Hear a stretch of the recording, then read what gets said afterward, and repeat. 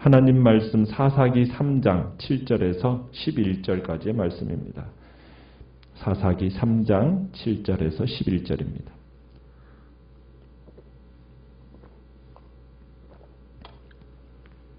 사사기 3장 7절입니다.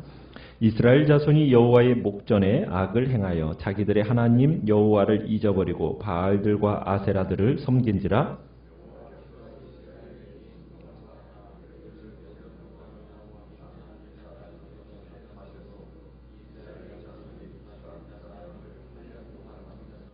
이스라엘 자손이 여호와께 부르짖음에 여호와께서 이스라엘 자손을 위하여 한 구원자를 세워 그들을 구원하게 하시니 그는 곧 갈렙의 아우 그나스의 아들 온니엘이라.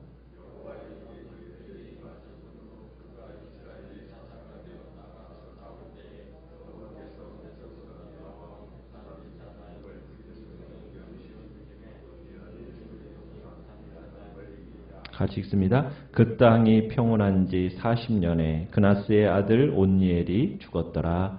아멘. 오늘 말씀의 제목은 사사 온니엘이라는 제목으로 말씀을 나눕니다. 우리가 보고 있는 이 사사기는 사사시대입니다. 사사시대는 이스라엘이 사명을 완수하지 못한 시대입니다.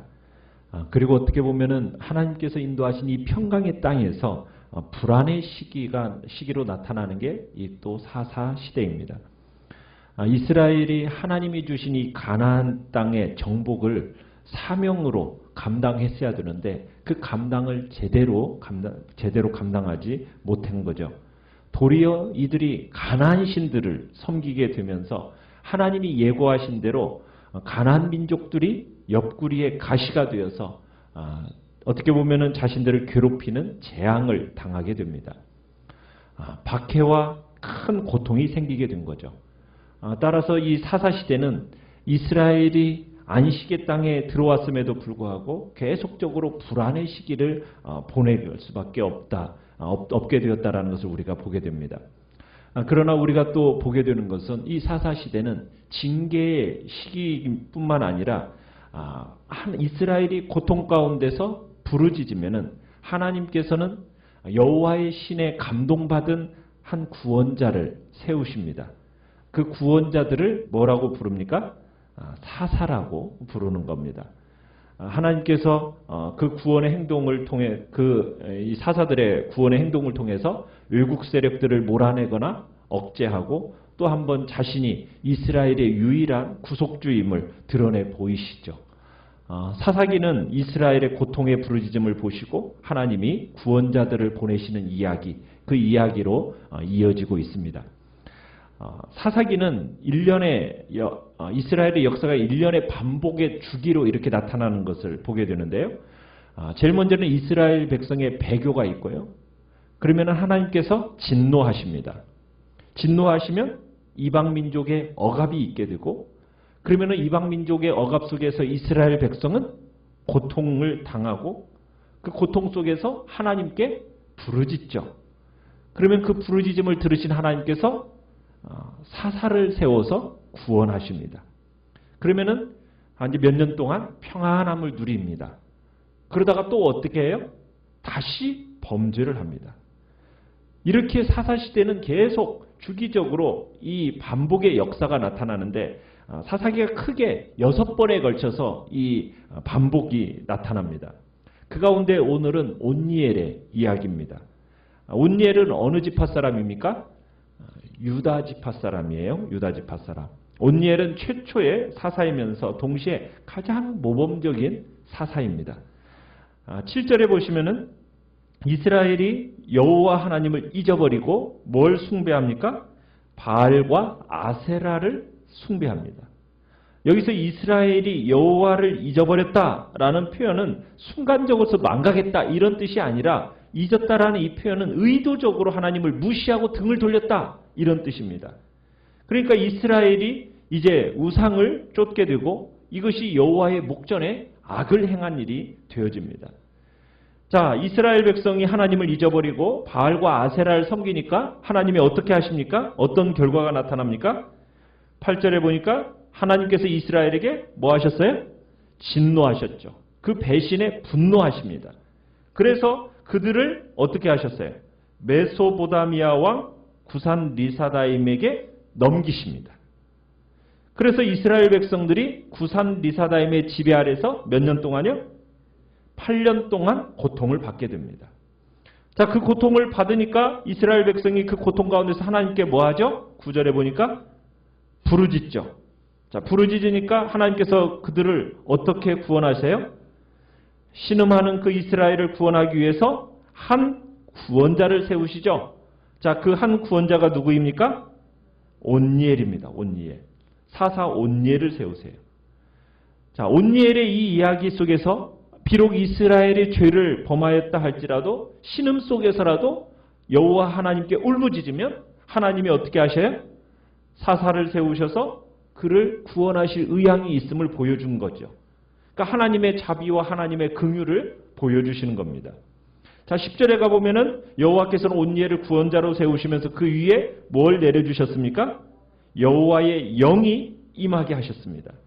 우리가 이제 사사기와 사무엘서에서 여호와의 영이라는 표현을 우리가 보게 되는데 거기에서는 이 여호와의 영이 임하였다라고 할 때는 이스라엘의 지도자로 세움을 받았다. 그들에게 하나님께서 군사적인 능력을 주시고 그리고 자기 백성들을 다스리는 지도력, 리더십을 주셨다라고 우리가 그 표현을 읽으면 됩니다. 우리가 신약의 관점에서처럼 성령이 임했다라고 하면은 우리는 어떻게 신약적인 관점에서는 이해를 합니까? 성령이 내 안에 내주하신다. 우리는 이렇게 이해를 하지 않습니까? 인격적인 성령께서 임재하신다. 그리고 내주하신다. 그렇게 이제 신약적인 관점에서 성령의 역사를 우리는 그렇게 보지만 구약의 관점에서의 이 성령의 임재는 어떤 이스라엘의 지도자로 세움을 받는 과정 속에서 군사적인 능력이 임하고 또 이스라엘 백성들을 다스리는 지도력이 임한다. 우리가 그렇게 보시면 되겠어요. 이제 본문에서 온니엘이 하나님의 영을 받고 난 후에 곧장 군대를 이끌고 이제 전쟁터로 나갑니다. 자, 그래서 이 온니엘이 승리를 거두지요. 자, 8년 동안 지속되었던 구산 리사다임 결국 이스라엘의 지배 속에서 이제 종지부를 찍게 됩니다. 자, 이스라엘 백성이 여호와 보시기에 지금 악을 행하니까 하나님께서 구산 리사다임, 이 구산 리사다임은 배나 악한 구산이란 의미인데 이 구산 리사다임의 손에 8년 동안 섬기게 하셨고 고통 가운데 부르짖으니까 사사 온니엘을 통해 구원하시고 그리고서는 그 땅에서 몇 년 동안 평안했어요? 11절에 보니까 40년. 자, 이 온니엘이 죽기까지 40년 동안 이스라엘의 전쟁이 없이 평온합니다. 이제 우리가 40년 하면은 성경에서는 한 세대를 가리킵니다. 한 세대. 우리는 보통 몇 년을 한 세대로 봅니까? 30년을 보통 한 세대로 보는데 성경에서는 40년을 한 세대로 보는 상징적인 숫자입니다. 그래서 온니엘이 살아있는 그동안에는 모든 것이 평안했어요. 우리가 첫 번째 사사인 온니엘의 이야기에서 주목해야 할 한 가지 중요한 초점이 있습니다. 그건 뭐냐면 진정한 구원자가 누구인가요? 여러분, 진정한 구원자가 누구일까요? 여호와 하나님이라는 얘기예요. 여호와 하나님. 그러니까 하나님께서 이스라엘 백성들의 울부짖음을 들으시고 온니엘을 세우셨어요. 그죠? 이스라엘을 해방시킨 일이 결코 온니엘 자신의 힘으로 이루어낸 일이 아닙니다. 온니엘은 물론 용맹스러운 장군이었습니다. 우리가 그 전에도 우리가 이제 온니엘에 대한 이야기를 갈렙이 이제 땅을 차지하라고 할 때 참으로 그 딸 악사를 주면서 이제 승리하게 되었던 장면을 우리가 그 전에 보았는데 온니엘은 그만큼 용맹스러운 사람이에요. 그런데 구산 리사다임이 8년 동안 억압을 했을 때 온니엘은 뭘 했을까요? 지켜봐야만 했어요. 그가 스스로 문제를 해결할 수 있었다면 여러분 8년 동안 지켜볼 필요가 있었겠습니까? 없었겠습니까? 없었겠죠. 그런데 이방인의 압박이 8년 동안 지속된 다음에야 온니엘이 이 구산 리사다임을 몰아낼 수가 있어요. 왜 그 일이 가능했습니까? 여호와 하나님께서 이스라엘을 구원하시기로 작정하셔야 그래야 억압으로부터의 해방이 현실로 드러나게 되는 거예요. 하나님께서 온니엘에게 여호와의 영을 부어주셔야, 그죠? 영을 주신 다음에야 그가 전쟁터로 나아갈 수 있었어요. 그러니까 여호와 하나님께서 구산 리사다임을 온니엘의 손에 넘겨주셨으니까 승리가 가능했던 거지, 처음부터 끝까지 정말 이스라엘이 체험한 이 해방과 이 평안이라는 것은 누구의 사역이었던 겁니까? 하나님의 사역이에요. 하나님의 사역. 물론 하나님께서 온니엘을 통해서 역사하시지 않고 직접 기적을 베풀어서 이스라엘을 구원하실 수도 있었어요. 그러나 하나님은 특별한 상황을 제외하고는 대부분 어떻게 역사하십니까? 사람을 통해서 역사하세요. 사람을 통해서. 자, 우리가 또 여기서 보게 되는 것은 이 온니엘의 이야기를 통해서 평강의 땅에서 왜 불안과 억압을 겪게 되냐는 거예요. 이유가 뭡니까? 왜 평강의 땅에서 이 불안과 억압을 겪게 되죠? 하나님이 주신 자유를 남용하니까 그래요. 하나님이 주신 자유를 남용해서 여호와 보시기에 악을 행하니까 평화를 상실하게 되는 거예요. 이게 가장 중요한 이유예요. 이걸 볼 때 인간은 어떻게 보면 자유와 종로로 사이에서 뭐 하고 있느냐? 긴장과 갈등을 누리는 존재라는 것을 우리가 보게 돼요. 여러분, 하나님께서 우리에게 자유를 주셨을 때 어떻게 살아야 되겠어요? 인간은 자유를 주면은 탐욕을 추구합니다. 그러면 하나님이 그 자유를 어떻게 하세요? 상실케 만드는 거예요. 결국 구산 리사다임에 종노릇을 하게 되는 거예요. 인간의 힘으로는 여러분 평화의 왕국을 구축할 수가 없는 거예요. 여러분, 인간의 힘으로 구축하려다가 결국에는 여호와 하나님이 이방 왕을 동원해서 징계하십니다. 그럼 평화는 금방 사라지고 마는 거예요. 우리는 또한 억압과 또한 때로는 불안 가운데 놓여 있다 할지라도 두려워할 필요가 있습니까? 없습니까? 낭망할 필요는 없습니다. 뭐 하면 돼요? 여호와 하나님께 부르짖으면 돼요. 부르짖으면 하나님이 어떻게 하세요? 들으시고 구원자를 보내주시고 그래서 자기 백성을 구원하세요.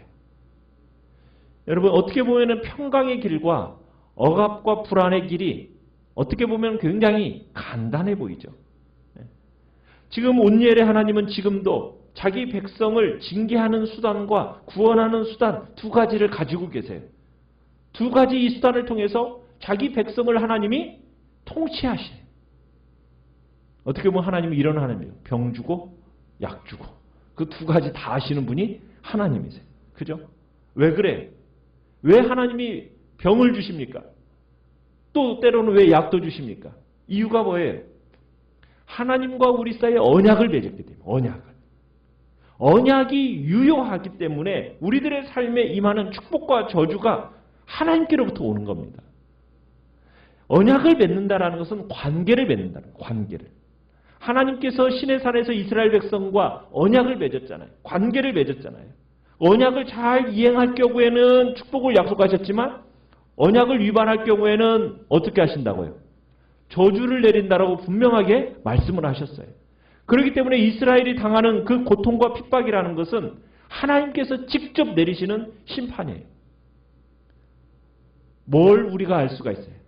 아, 하나님이 언약을 잘 이행하고 계신다. 이것을 증명해주는 어떻게 보면 사례가 바로 우리의 삶에 병도 주시지만 약도 주시고 이것이 함께 이루어진다는 것을 우리가 아는 거예요. 오늘날도 마찬가지입니다. 우리는 예수 그리스도를 통해서 하나님과 특별한 관계를 맺었어요. 그죠? 그러면 우리는 신중하게 생각해야 돼요. 하나님께서 우리에게 원하시는 게 뭐겠어요? 하나님을 향한 온전한 충성이에요. 하나님 위에 다른 것을 섬기는 거 하나님이 싫어하세요. 하나님은 질투하시는 하나님이시기 때문에 우리의 마음이 하나님에게서 다른 데로 옮겨지는 것을 정말 가장 싫어하세요. 하나님께 우선권을 두기를 원하시는 거예요. 다른 어떤 것에 우리의 마음이 정말로 그것이 더 소중히 여는 것이 있다면 하나님이 그건 우상숭배라고 여기시고 그것에 대해서 하나님이 어떻게 하신다고요? 징계하세요. 여러분, 범죄를 저지르고도 무사하다. 그러면요, 그것은 더 무서운 거예요. 그죠? 하나님과 나의 관계가 어떻게 되었다라는 거예요. 어떻게 보면 관계가 나하고 별로 중요하지 않은 관계가 되었다라는 것을 의미할 수가 있는 거예요. 그러니까 내가 어떠한 잘못을 저지르고 내가 하나님 앞에 범죄했을 때 곧바로 어떠한 징계가 오고 어떠한 하나님의 그 억압이 또 내 안에 내 삶에 그런 고통이 찾아온다면은 그것은 나와 하나님 사이에 어떤 관계 가운데 있다라는 것을 보여주는 거예요. 나와 하나님과 지금 언약의 관계 가운데 하나님이 나를 버리지 아니하시고 여전히 나를 붙들고 계신다라는 그 믿음으로 그것을 반응하면 되는 거예요. 그러면은 내 마음속에 어떤 일이 생겨요? 그 억압 속에서도 질병 속에서도 고통 속에서도 감사가 돼요. 하나님이 나를 버리지 아니하시고 나를 붙들고 계시고 여전히 나와 하나님과 언약 관계에 있는 복된 자리에 내가 있구나. 여러분 그런 자리에 없고 내버려 두어진다면 그것은 정말 불쌍한 자인 거죠. 우리의 삶에 있어서 어떤 관계보다도 중요한 게 하나님과의 관계입니다.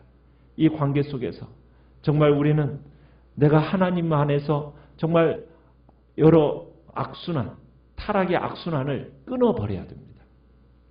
이스라엘 백성들이 정말 평안하면 배교하고 하나님을 떠났던 그 어리석음의 자리에 절대로 우리는 나아가서는 안 돼요. 평안할 때가 더 하나님을 붙들고 주님을 향하여 나아갈 때라는 것을 우리가 기억하면서 오늘도 한 날 참으로 주님이 주신 그 평안 속에서 믿음의 복된 길을 걸어가시기를 간절히 축원합니다. 우리의 삶의 타락의 악순환은 끊어내버리고 능력으로 이기고 믿음으로 전진하는 삶을 살아가시기를 간절히 축원합니다. 오늘 말씀을 씁니다. 오늘 말씀